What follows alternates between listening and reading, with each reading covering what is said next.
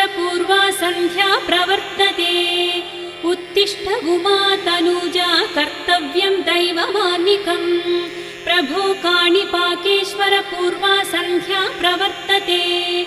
उत्तिष्ठ उमा तनूजा कर्तव्यं दैवमान्निकम्।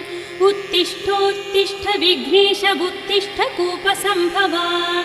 उत्तिष्ठ प्रमदाधीशा त्रैलोक्यं पावनं कुरु। उत्तिष्ठोत्तिष्ठ विघ्नेश उत्तिष्ठ कूपसम्भवा। उत्तिष्ठ प्रमदाधीशा त्रैलोक्यं पावनं कुरु। हे देवदेव करुणाकर दीनबन्धो। हे लोकपाल सुमनोहर सौम्यरूपा। श्रीपार्वती सुत सुहास सुपूज्य मूर्ते। श्रीकाणिपाकनिलयेश्वर सुप्रभातम्। श्रीविघ्नराज सुरपोषक दिव्यरूपा। वेदान्त वेद्य हरिसन्नुत चिद्विलासा। ब्रह्मादिदेव गणपूजित एकदन्ता। श्रीकाणिपाकनिलयेश्वर सुप्रभातम्। हे वक्रतुण्ड घनमूषिक वाहनेश। हे रम्भ शम्भुसुत सन्नुत लोकपूज्या। आनन्दरूप सकलाश्रय साधुपोष। श्रीकाणिपाकनिलयेश्वर सुप्रभातम्। भूगर्भवास निजकूप सुसेवितास्य। मूकान्ध सोदर सुसेवित सुस्वभावा। दीनातिदीन जन पूजित दन्तिरूपा। श्रीकाणिपाकनिलयेश्वर सुप्रभातम्। ब्रह्मोत्सवादि निज वैभव कार्य हेतो। श्री सिद्धि बुद्धि सहितोन्नत देवनेता। हे मन्दहास सुमसेवित चिद्विलासा।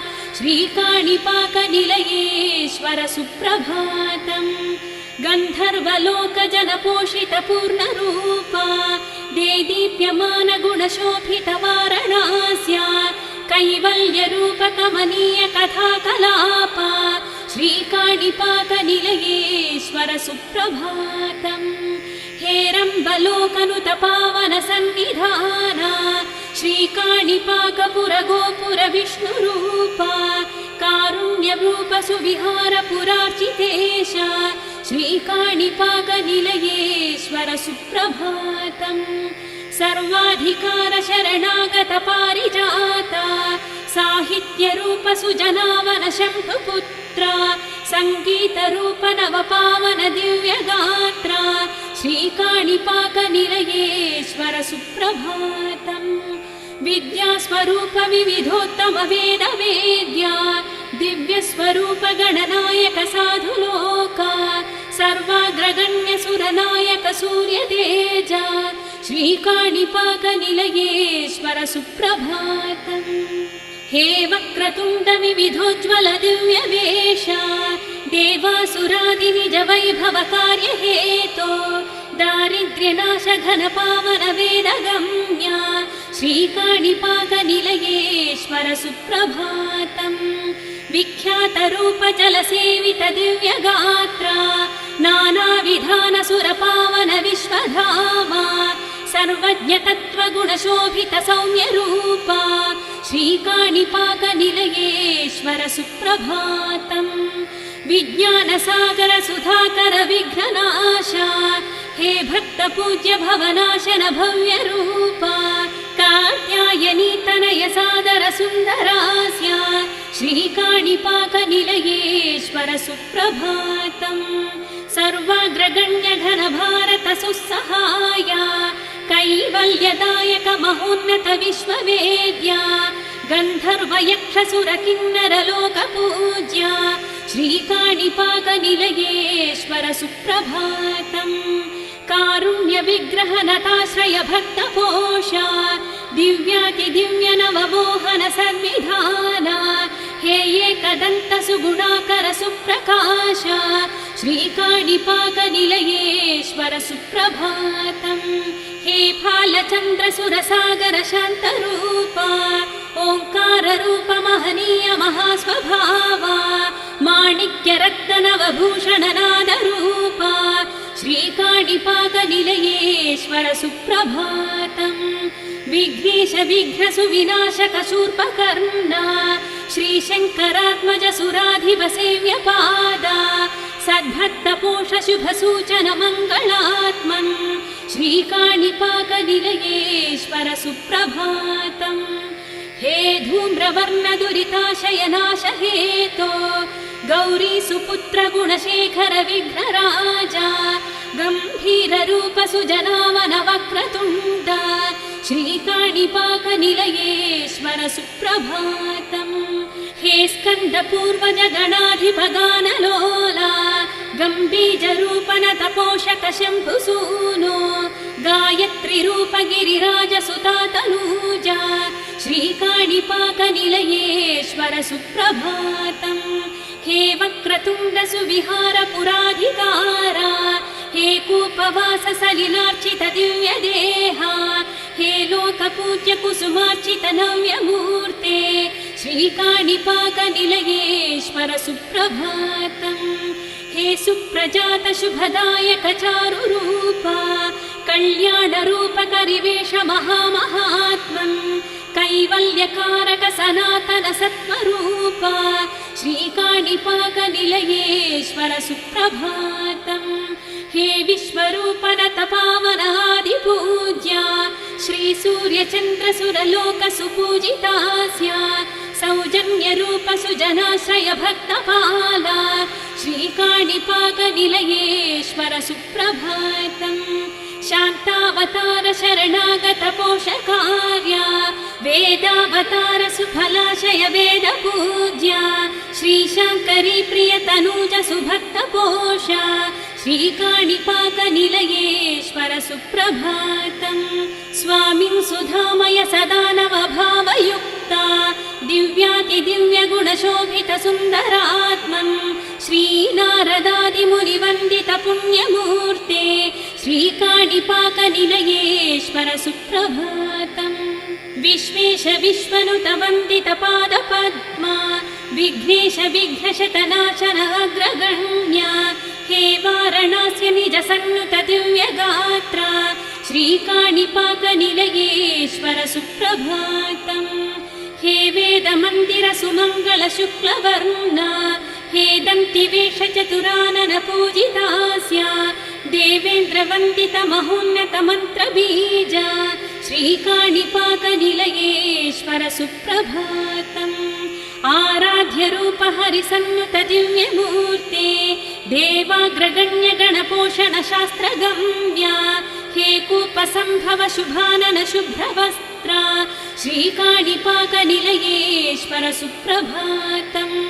आराध्य रूप हरिसन्नुत दिव्यमूर्ते देवाग्रगण्य गणपोषण शास्त्रगम्या हे कूपसम्भव शुभानन शुभ्रवस्त्रा श्रीकाणिपाकनिलयेश्वर सुप्रभातम्।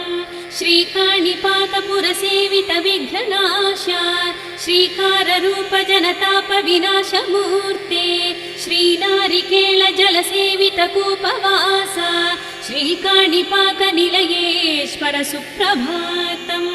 श्रीकाणिपाकपुरसेवित विघ्ननाशा श्रीकाररूप जनताप विनाशमूर्ते श्रीनारिकेळ जलसेवित कूपवासा श्रीकाणिपाकनिलयेश्वर सुप्रभातम्।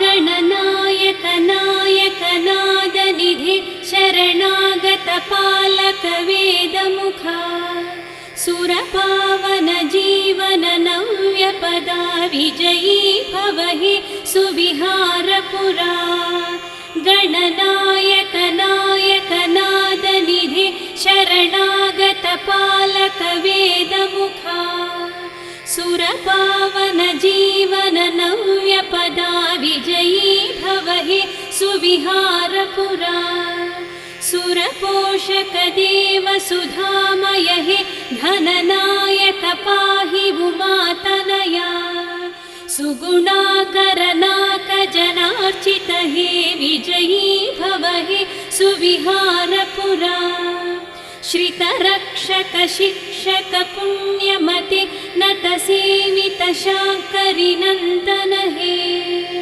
कमनीयकलापसुधा हृदया विजयी भव हे सुविहारपुरा इभवक्त्रसुधाकर शम्भुसुता महनीय महोज्ज्वलरूपगते सुमनोहर सुन्दर देवनुता विजयी भव हे सुविहारपुरा शिवनन्दन चन्दन चन्द्रधरा नवमोहन मोदक हस्तयुता शुभ सञ्चित सन्नुत पादयुगा विजयी भव हे सुविहारपुरा विधि विष्णु महासुरलोकनुता रमणीय गजानन सूर्यनुता शुभ सूचक मोह विनाश गते विजयी भव हे सुविहारपुरा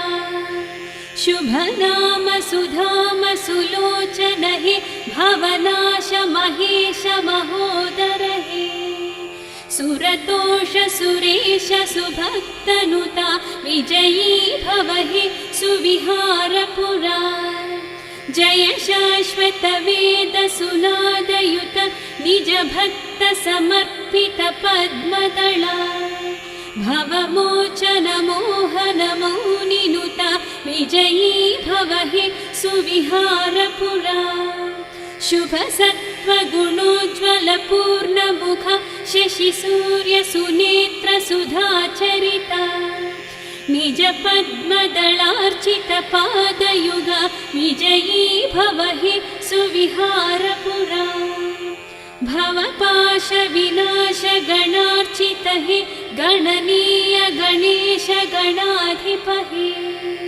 सुजलार्चित कूप सुमन्दिर हे विजयी भव हे सुविहारपुरा भवपाश विनाश गणार्चित हे गणनीय गणेश गणाधिप हे सुजलार्चित कूप सुमन्दिर हे विजयी भव हे सुविहारपुरा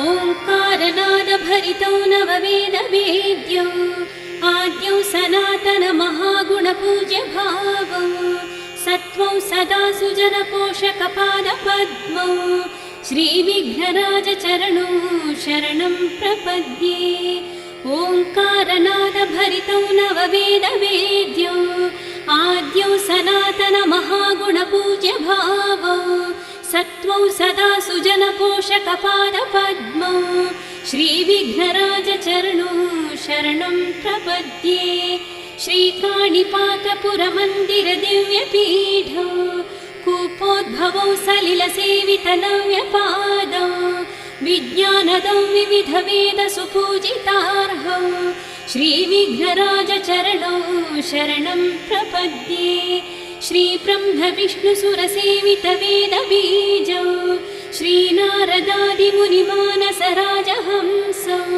व्यासादि सत्कवि समर्चित भव्य वेदौ श्री विघ्नराज चरणौ शरणं प्रपद्ये अज्ञान चेतन करौ शशि सूर्य साम्यो वेदार्चितं विविध लोक सुपूजितार्हौ गानार्चितौ सुगुण भाव सुतत्व वेद्यौ श्री विघ्नराज चरणौ शरणं प्रपद्ये ब्रह्मेन्द्र रुद्र मरुदर्क सुरै सुसेव्यो नव्यो भवाभितरणौ सुमशोभितौ तौ सम्पत्करौ सकल काम फलप्रदौ तौ श्री विघ्नराज चरणौ शरणं प्रपद्ये मुक्तिप्रदौ मुनिजनाश्रय हेतुभूतौ निष्कल्मषौ निगमगोचर सन्निधानौ सम्प्रीतिदौ सुरगणार्चित सम्प्रदायौ श्री विघ्नराज चरणौ शरणं प्रपद्ये प्रह्लाद नारद पराशर पुण्डरीक व्यासाम्बरीश शुक सेवित पाद पद्मौ सम्प्रोक्षितौ सुजलगन्ध समर्चितौ तौ श्री विघ्नराज चरणौ शरणं प्रपद्ये दुःस्वप्न दुःशकुन दुर्गति दोषनाशौ नीराजनार्चित विभासित भव्य रूपौ माङ्गल्यभूषणविभासितमन्दिरस्थौ श्रीविघ्नराजचरणौ शरणं प्रपद्ये। नित्यो निदान्तवरदौ भवबन्धनाशौ शीतोष्णदुःखपरिहारकरौ पवित्रौ सन्मार्गदौ सततमङ्गलदायकौ तौ श्रीविघ्नराजचरणौ शरणं प्रपद्ये। भूतादिवर्गभयनाशकरौ निधानौ भक्ताळि नित्यपरिसेवितकल्पवृक्षौ श्रीकाणिपाकपुरपूजितपादपीठौ श्रीविघ्नराजचरणौ शरणं प्रपद्ये। भूतादिवर्गभयनाशकरौ निधानौ भक्ताळि नित्यपरिसेवितकल्पवृक्षौ श्रीकाणिपाकपुरपूजितपादपीठौ श्रीविघ्नराजचरणौ शरणं प्रपद्ये। भूतादिवर्गभयनाशकरौ निधानौ भक्ताळि नित्यपरिसेवितकल्पवृक्षौ श्रीकाणिपाकपुरपूजितपादपीठौ श्रीविघ्नराजचरणौ शरणं प्रपद्ये। गजाननाय गाङ्गेय सहजाय सदात्मने काणिपाकनिलयाय गणेशायास्तु मङ्गलम्। गजाननाय गाङ्गेय सहजाय सदात्मने काणिपाकनिलयाय गणेशायास्तु मङ्गलम्।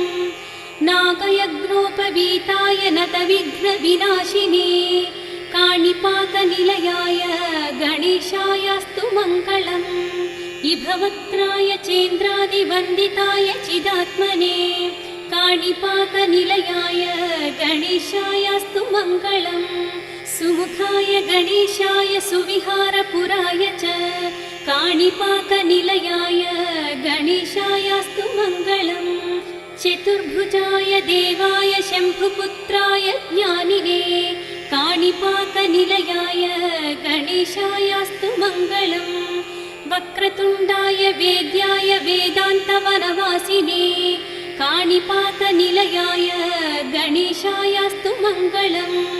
विरूपाक्षाय दिव्याय दिव्यज्ञानप्रदायिने काणिपाकनिलयाय गणेशायास्तु मङ्गलम्। सर्वमङ्गलरूपाय महामङ्गलरूपिणे काणिपाकनिलयाय गणेशायास्तु मङ्गलम्। कूपवासाय देवाय दिव्यवस्त्रधराय च काणिपाकनिलयाय गणेशायास्तु मङ्गलम्। विनायकाय देवाय विहारपुरवासिने काणिपाकनिलयाय गणेशायास्तु मङ्गलम्। विनायकाय देवाय विहारपुरवासिने काणिपाकनिलयाय गणेशायास्तु मङ्गलम्।